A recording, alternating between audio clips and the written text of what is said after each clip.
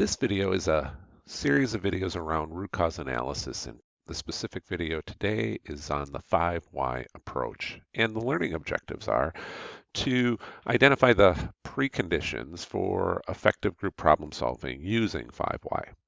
We'll also take a look at the steps that you perform as a facilitator to perform this activity and explore some common tips and tricks, techniques that can be used for effective facilitation. And then finally, we'll take a look at the three conditions, well, one of three conditions that I look for determining root cause using the 5 why approach. Okay, I've cleaned up my screen a little bit and we're pulling information from the Business Process Improvement Workbook right now. And I've got the first three steps of DMAIC-based problem solving, the DMAIC summary sheet listed right here. And the reason why I bring it up is because of one of the biggest traps that I see when individuals and teams try to use the 5 why approach, which is a Hall of Fame approach. It's used in just about every data-driven problem solving process improvement methodology. And I think because one, it's very effective. It's pretty quick. It can be used in a team-based environment. But because it's so easy, there is a big trap, and I just want to point it out right now. And that is if you're taking a look at a complex business problem, which is always the case when you're using domain-based problem solving, a problem that has dozens of different variables that are affecting process performance. In some problem solving methodologies, once you've been given this complex problem statement, there isn't anything that prohibits the team from going straight from being given the complex problem to going straight to root cause analysis using this 5 why approach. Hey, we have a difficult problem. It affects many different groups within the organization. Let's bring a cross-functional group together and do root cause analysis on it. And I'm telling you, it does not work if you skip all of these preconditioned steps that need to occur. The team needs to have a detailed understanding of current state. They need to have a combination of qualitative and quantitative data available. To jump straight to root cause analysis will typically lead into a session that lasts far too long, goes far more than 5 levels deep, and nobody can come to conclusion on what the real root cause is. If it's a simple problem, then I'm okay with this. Then let's state what the problem is. Let's bring a diverse group of people in. And if there are only 2 or 3 or 5 variables at play, yeah, then I might want to go straight to root cause analysis. We have an earlier video that talks about the difference between complex problem solving and option-based or common problem solving. And if you do have a common or simple problem, then jumping straight to root cause analysis might be effective. But here are the conditions that I need to see before I'll even consider bringing a group together. I need to make sure that I have a knowledgeable team, that I've got data on the process, and that the data that they've collected is either qualitative or quantitative, or ideally both. And finally, this one is really important. I want to make sure that I've got the focus areas that have been identified. If you recall from earlier videos, we talk about how at the end of the measure phase, there is an analysis loop that occurs where you collect the data on CTQs and process performance. You then review and analyze the data, and that analysis leads to new questions, which leads to more collection, which typically leads to more review. And this loop is common, and it's helping the team to identify from the dozens of variables that are affecting process performance, what are the few focus areas that we should be taking to the analyze phase for root cause analysis. So I want a few focus areas. Each of those focus areas then will be the individual 5 why sessions that I perform. So if I have identified 3 different focus areas, I will typically perform 3 separate group-based root cause analysis sessions. In almost all cases, I'll use the 5 why approach on each one of them. So here are some techniques that I use to facilitate a 5 why session. And the thought is make sure that the facilitator plays the role of an inquisitive child where they're continuing to ask the question, why is this happening? And in this approach, the authors suggest that up to 5 or more deep meaning why questions need to be asked that helps lead you to further understanding of what's really going on in the system. You'll keep asking why 5 or more times until you've hit root cause. Here's what I found. If you are doing all of the tools and activities and this data-driven problem solving that you have been utilizing concepts in the DMAIC, you have data that is both qualitative and quantitative and a very knowledgeable team.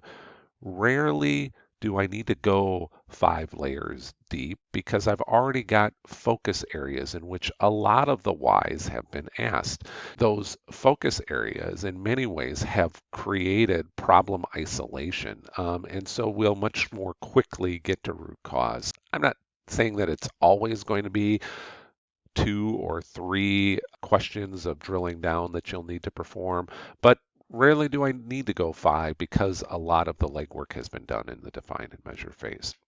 I also find that I don't usually start with the word why.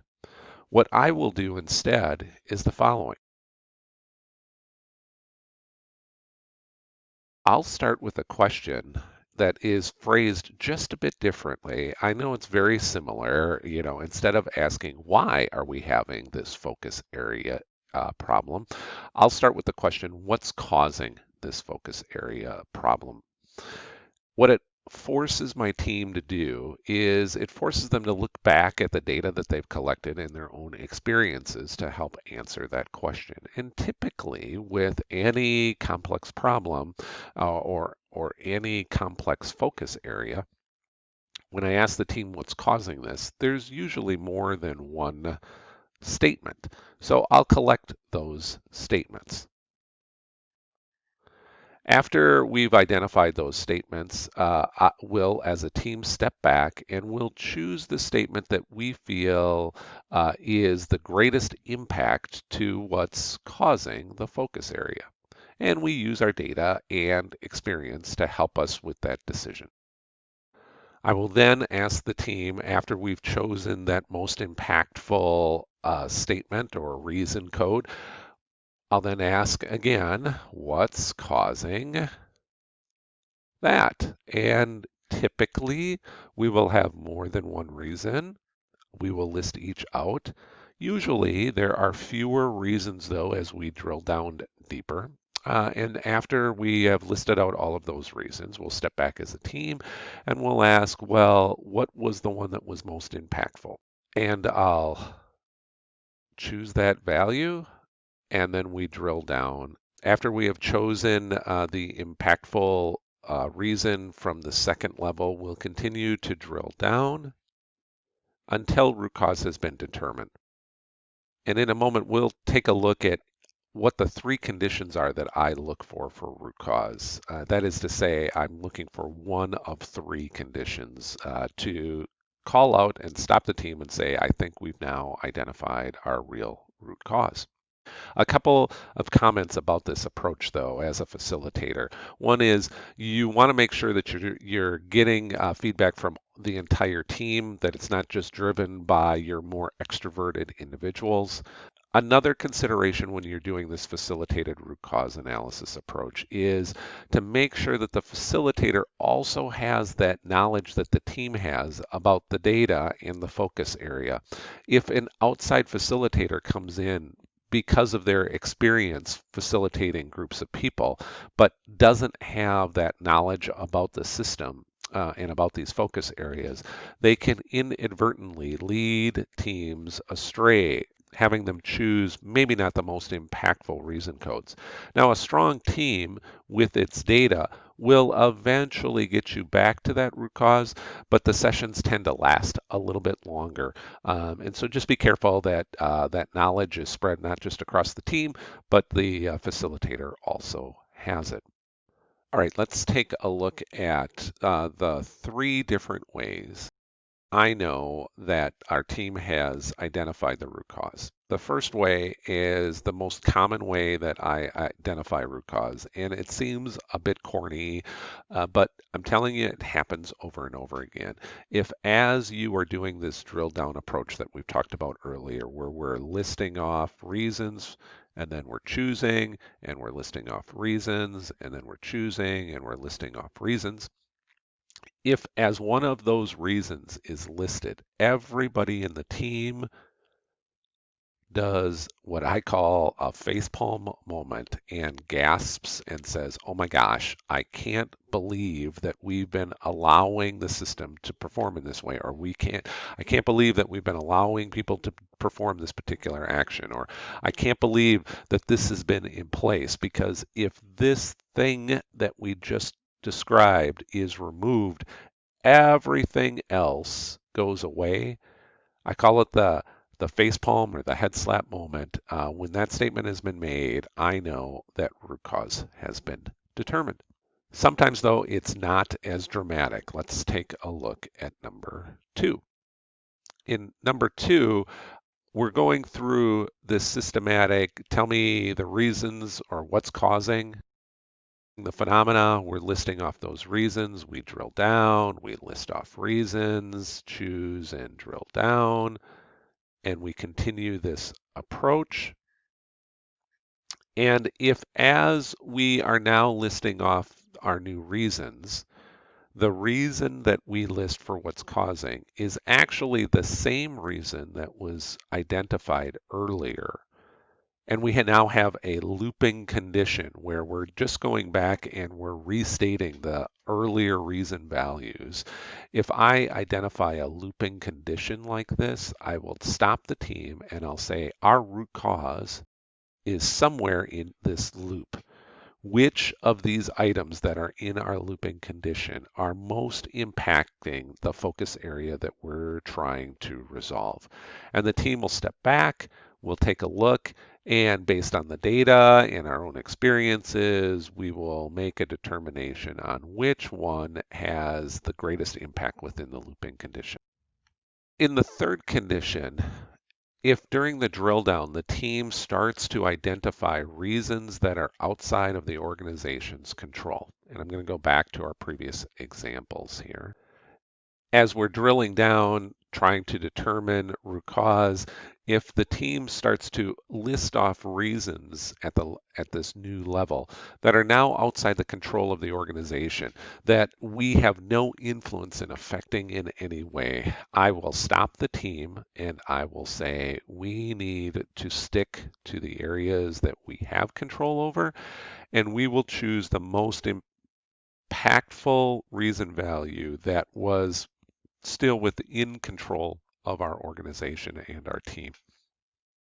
Most frequently, it's this value, and we will call that our root cause.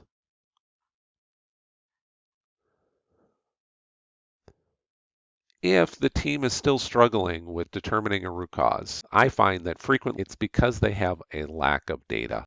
And so I will ask the group, if you still feel uncomfortable with calling this the root cause, what data could we collect or do we need to have to feel comfortable that it truly is the root cause? And we may need to take a step back from the analyze phase, go back to measure, and capture that data that was missing.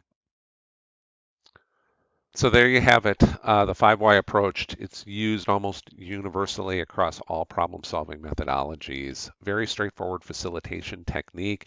And if you use these root cause determination rules, you can quickly get teams and their focus areas to those assignable root causes.